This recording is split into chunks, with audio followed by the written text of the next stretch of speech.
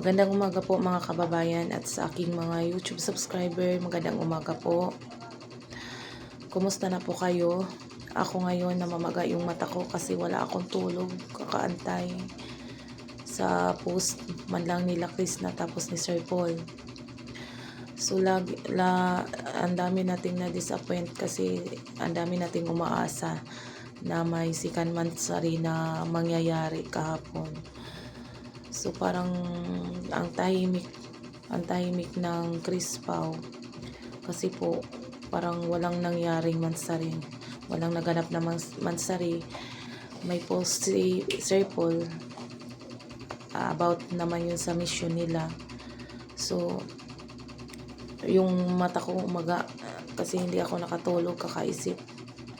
So ano po kung ano ba talaga ang nangyari ng Chris Pao, kung okay ba talaga sila or ano, may problema pa ba, kung magkabalikan pa ba yung dalawa or ipapublic na lang yung relationship nila ni Sir Paul at Chris na. Sana kung i-private na lang nila yung i-private na lang yung yung relationship nila, okay lang din naman basta masaya sila. Pero ang daming nasasaktan, ang daming umaasa kasi inaabangan talaga nila yung lalo na ako, planning na ako sa kakahintay. Excited ako umuwi kagabi para makita man lang kung mayroong post, kaso wala po talaga akong nakitang post na andun si Chris na.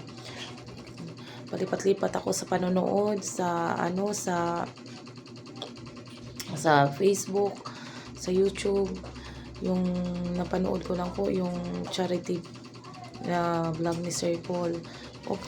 Masaya naman kami kasi merong natulungan si Sir Paul. Kaso lang po nasasaktan talaga kami mga Chris Pao fanatics. Sana soon gumawa si Sir ng video at i-explain kung ano ba talagang totoong nangyari, kung okay pa ba sila ni Chris na. Okay lang na din naman kung hindi na sila magpo-post, kung ipa-private na lang nila yung relationship nila, wala namang problema, masaya pa rin kami basta makikita lang namin sila magkasama or ano lang, kahit isang business lang, meron lang kaming makita na meron lang kaming yung ebidensya ba na okay sila ni Sir, kasi yung iba nagsasabi na talagang iwalay na sila. So andito na mas pa yung iba sumasali pa sa sa issue. Ito pa si Inkar, mabuti pa si Inkar, hindi nawala ng pag-asa, tuloy-tuloy pa din yung pagkapraning niya kay Sir Paul. Paglaban mo yan, Inkar, go. Kung saan ka masaya doon, sige, pagpatuloy mo yan kasi nakaka-inspire naman talaga kung meron kang iniibig. So wala namang problemang umibig, sige, patuloy mo lang yan kasi nakakabata yan. So ang dami naman natin yung ate, ang dami naman nating kay Sir Paul. So ibig sabihin nagkakagusto or na gusto talaga natin si Sir Paul kasi sa mga kabaitan niyang ginawa sa ating mga kababayan, hindi lang kay Chris na, lalo na sa mga mahihirap na tinutulungan niya. So walang problema, so ipaglaban mo lang yan, Inkay, kaya dyan ka masaya so sige. Natutuwa naman ako sa mga post mo. Basta kami nag-aabang pa rin sa Chris Pao. Inaabangan namin yung pagbalik ni Chris na. Iba kasi yung post ni Sir Paul, iba din yung post ni Peking Koreana. Mas maganda kasi kung magkasama sila. So wala naman tayong magawa kung ayaw na talaga nilang magpakita sa public. Kung gusto lang nila na i-private na lang yung pagmamahalan nila, so suportahan na lang natin, basta wag lang natin silang iiwan. Kahit ang dami natin na umaasa na merong pasabog si Sir Paul kahapon nun. Oh, wala talagang pasabog. Yung kalapate niya hindi bumalik. Hinihintay baka na ano pa. Meron pa dong na ano na nalilibang pa ata yung kalapate niya kaya hindi pa bumabalik.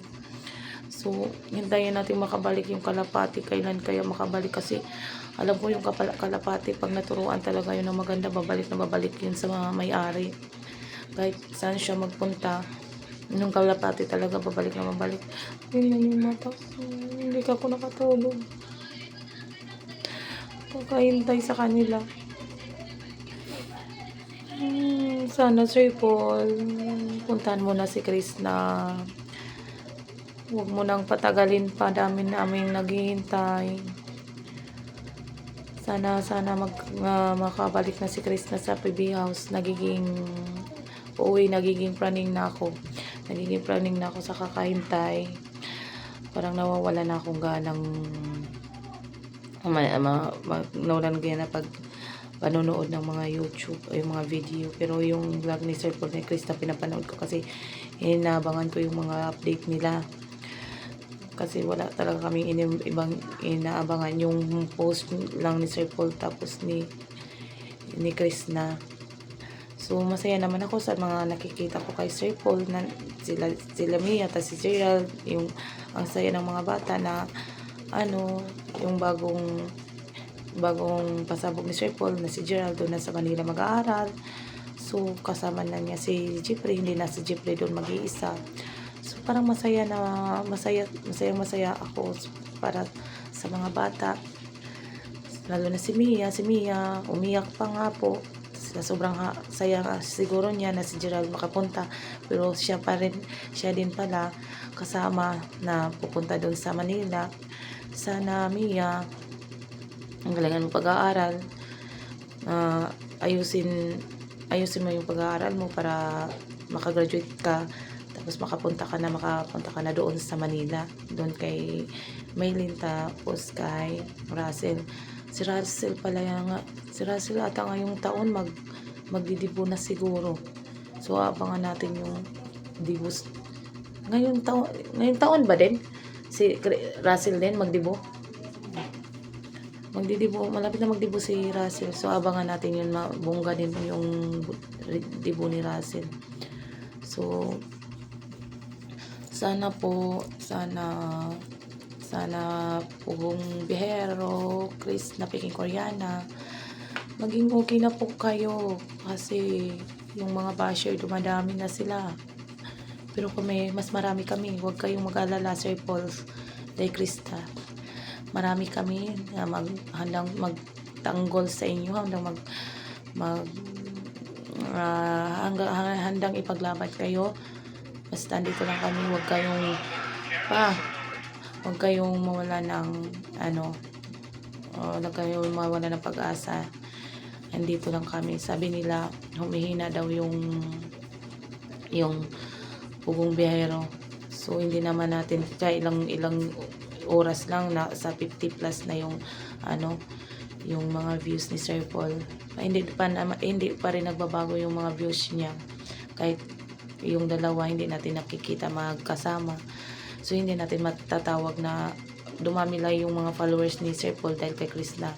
Siguro nadagdagan yung mga followers ni Sir Paul dahil kay mga subscriber ni Sir Paul dahil kay Chris na, kasi nga po ang saya kasi nila tingnan. Ang saya nila tingnan, sarap panoorin. Tapos sa ganyang edad ni Sir Paul, nakakakilig ba tingnan na kahit ganyang edad meron pa palang darating para sa kanya.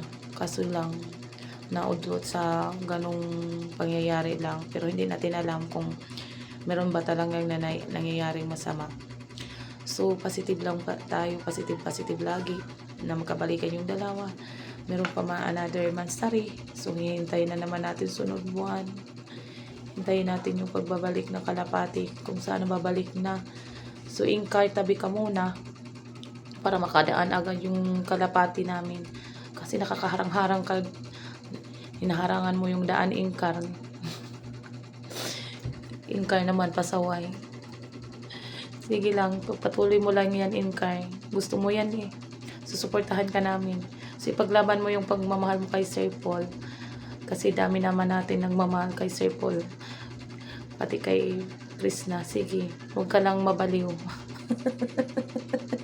Huwag ka lang mabaliw. Ang sarap kasi gumising na may minamahal, diba? Ingkar, ang galing mo. So, sa aking mga YouTube subscribers, sa ating mga kababayan, sa mga charity viewer ng Pugong Biyahero, pasensya na po, wala tayong na kita kahapon sa mansari nila Sir Paul. Huwag lang tayong bibitaw. Hintayin natin ang tamang panahon. Hintayin natin ang tamang panahon na magpakita ulit sila sa public, sa social media. So, wag kayong bibitaw sa Chris Pao at kay Sir Paul at kay Peking Korea na kailangan nila ng suporta, lalo na ngayon na may ganitong mga pangyayari. So, kailangan talaga nila ng ating mga suporta. Wag tayong magpadala sa mga basher na yan. So, pagpatuloy lang natin kung ano ang nasimula natin. Pagpatuloy lang natin yung pagmamahal natin sa dalawa. Lalo na kay Krishna. Alam natin na hindi pa ganun kasikat si Krishna. So, kailangan pa talaga niya ng tulong natin para siya ay umangat lalo. At ipagpatuloy yung kanyang pagsikat. At gabayan din lagi si Sir Paul sa kanyang mga lakad at sa kanyang pamimigay ng tulong sa mga bukid-bukid, ang buong team, kina Rebecca, ni Peter Paul, ni Stong, ni Peking Bombay, at sa lahat-lahat at kay PBONG, huwag niyo po silang pabayaan. Dito lang kami lagi, mga Chris Pao fanatics at mga Pugong Biyahero follower na handang sumusuporta at tumutulong sa inyo. Hanggang dito na lang po ang aking video. Maraming salamat po.